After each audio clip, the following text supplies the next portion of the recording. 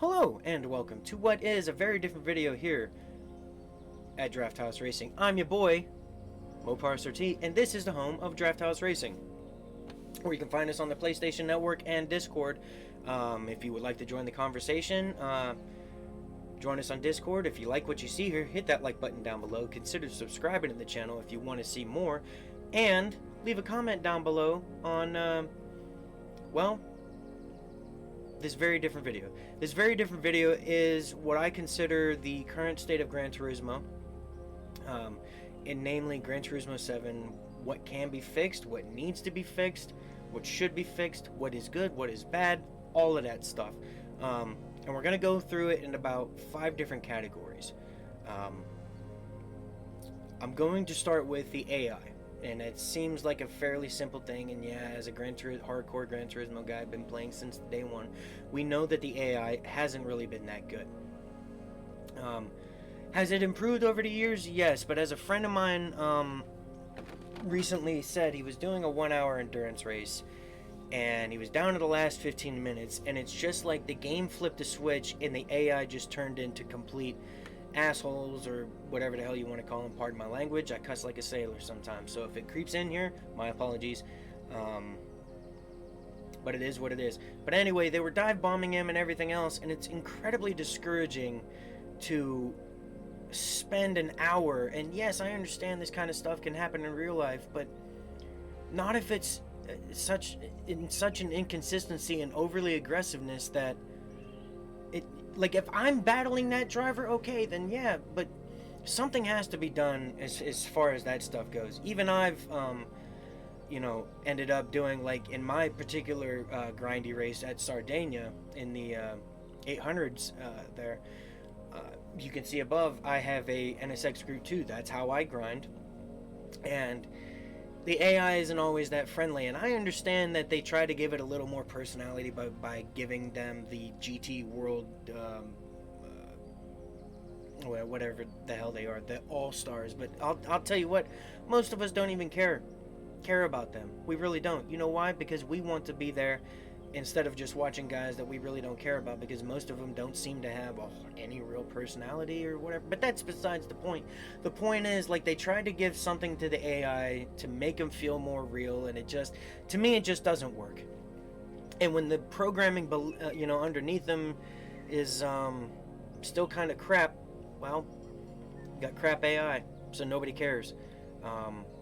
Which then leads to the grind of the game and making that just feels so incredibly, like, I understand the end game content is to grind and grind and grind and grind and grind. However, when you are only grinding a handful of different races, it becomes incredibly repetitive, and you just don't want to do it anymore, man.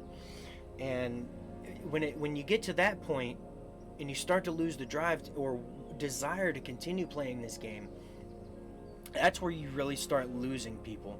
And I can definitely tell you, a lot of people are incredibly frustrated with this game, including myself. While I love Gran Turismo, I mean, I have the GT tattoo. It's one of my, it's my 3rd tattoo I ever got, and I love this franchise. But right now, it gets harder and harder to just come down here in my rig, jump on, and just enjoy myself for the sake of enjoying myself. And yes, can you turn down the AI and make them easier to drive? Sure. And will you still get the same payout? Sure. But then there's no challenge to it. So it's like, pick your poison. Yes, I understand there are ways around it, but overall, that needs to be fixed. You can talk to me about Sophie, but if you introduce Sophie, she better have different levels of difficulty. But that's enough with the AI. Let's go ahead and talk about something else. Let's talk about the online and the offline. The online mode has slowly been improving. They finally gave us the ability to edit event settings within the lobby without having to shut down the lobby. That is a huge improvement, but there are still some things that are missing. Not just from the very previous iteration of Gran Turismo Sport, but also previous iterations, GT6 and GT5, which had things like shuffle racing. That would just add a whole new level of variety to this the online component of this game, into which I presume most of us would spend time in. And I'm not talking sport mode, because that is a whole different conversation that I'll probably discuss here briefly. But the online mode as itself, or otherwise listed as multiplayer, okay? Now, the multiplayer does feel very familiar to what GT Sport and previous Gran Turismos have done, but the problem is that, as a friend of mine once said, and has continued to say, that there are still a lot of things that are just missing that would make this so much more entertaining in its own right. And I can't put my finger on it outside of simple things like, give me qualifying back. Why don't I have qualifying? Like, why is it taking so long to add features that have been in 3 previous Gran Turismos? And if this game is supposed to be a return to form, it sure feels half-assed. That's the problem. Now, the offline mode. Now, this offline mode, it's not bad. I mean, I love the way the UI is set up, even though it can be cumbersome. That is also notoriously a Gran Turismo kind of thing.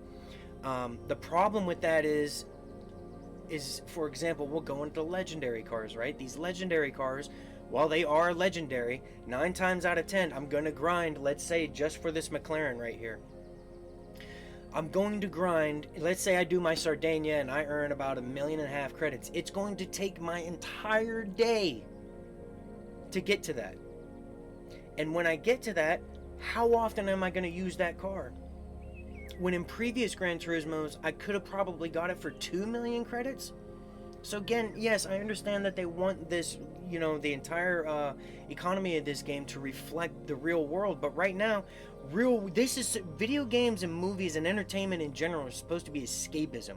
I don't want to live in the real world when I come in here. You know what I'm saying? That's where it's incredibly annoying, and the grind is so annoying. Because again, like I said, I would have to spend approximately 10 to 11 hours just to afford one car. One car, right? So now if you added up all this time, it's an astronomical amount. And there are so many other games and, real life. Like, I have a 3-year-old. He keeps me busy, dude. It would take me over a week if I did nothing else with my time. Didn't eat, didn't do anything, to earn this one car that I may use a handful of times. That does not include taking photos or whatever the hell case may be, putting a livery on it, all this other stuff. And that applies for almost everything else that costs well over $2 million or in-game credits. It doesn't, it's just incredibly annoying. And then you get to the used car dealership, and the used car dealership is actually, very familiar, right? In it that used cars are cycled out, and you get these other used cars to replace them, right? And then you have to wait for the stock to be replenished with something else. The problem is now that we're this far into the game, yes, I understand, as Gran Turismo has well over 400 cars here, we're starting to see the same cars pop up in here. Why can't some of these legendary cars pop up in here and with maybe some extreme high mileage on it? Just, you can't tell me some rich person didn't just spend X amount of money because they could on a car, and because they wanted to drive it, they did drive it. Give me that car secondhand. I don't care if I have to spend 100,000 credits to restore it, or if it just costs that much more in GT Auto to restore it, but do that. Give me that variety. Give me different ways of getting those legendary cars, or these stupid expensive cars, or whatever it is, or even secondhand race cars. I think there's only been one actual race car type thing in there, and that's a Civic touring car from the fucking 90s. While I'm a Honda guy, not everybody drives Honda, let alone front wheel drive. So the grind sucks. That leads me to microtransactions, and microtransactions can be a good thing. They can. The problem is when it starts becoming what feels like pay to win, or, oh man, I don't have a whole lot of time, but I really want to race tonight with these guys, and I have this said car. I would have to spend, what is it? It's $20 for 2 million credits, right? And let's say they actually bought one of those stupid expensive cars from the legendary used car dealership. It would cost me well over 60 actual dollars, which is the cost of the game itself, just to buy one car to race for one night. You know how incredibly frustrating that is to somebody.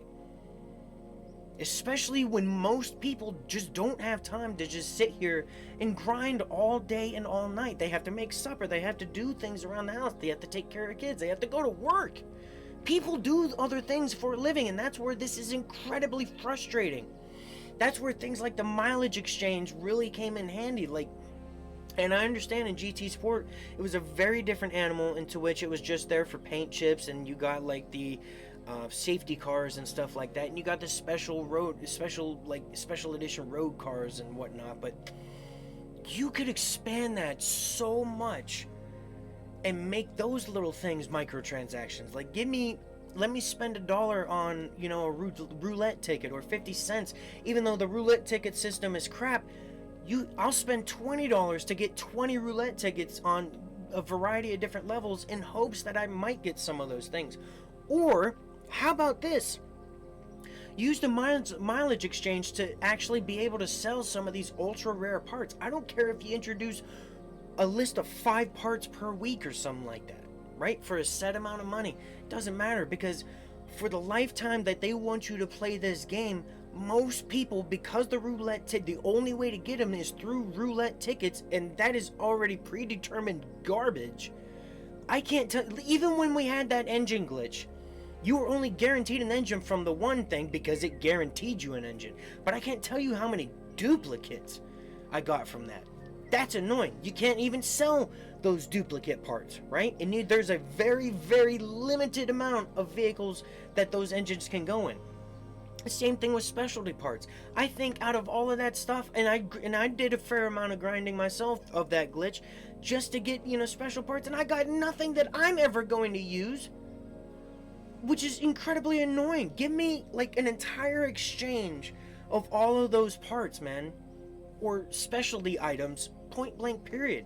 Or bring back swaps, like friend swaps. Why can't I send stuff to a friend? Or put things up for a set amount of money, like a used car, of my own validity, like the in-game's Craigslist, for that matter. That should be a thing. You should be able to set your own values on, like, let's say I have extra exhaust parts or something like that I want to sell off that I'm not using anymore. Allow me to do that. Allow me to do that. And yes, I understand that they said that we'll finally get the feature to be able to sell cars, but what is it going to be like it was in GT Sport, where you sell a $100,000 car for $5,000? Which, again, if you want this game to reflect real life, then you need to really reflect real life. Don't just let me sell all these duplicate cars, because an Acura Integra right now is going for almost triple digits. And I guarantee when we are able to sell cars in this game, I'm not gonna get nothing but dog shit for it. And not just because it's a Honda, and I know people on here, like the guys over at Gran Turismo in Draft House, really like to give me crap because I'm a Honda guy. Yes, I know my name is MoparSRT. It doesn't matter. It's a whole different story. We're talking about the state of Gran Turismo 7 and what can and can't be fixed. But I will tell you, bringing back a mileage exchange will go a long way. Being able to sell not just your cars, but your old parts, your old engines, being able to even send them to friends would change everything. And yes, look, PD, I know this is not all your fault. I know Sony's greed probably had some sort of hand into it, but I will tell you, all of that is really starting to piss off this entire community, including my own community of Draft House Racing. It's really, really frustrating, the fact that people are having such a hard time having fun with this stuff. Gran Turismo used to be the place that everyone came to really enjoy racing. And now while it is a reflection of what car culture is, not everybody's here for that.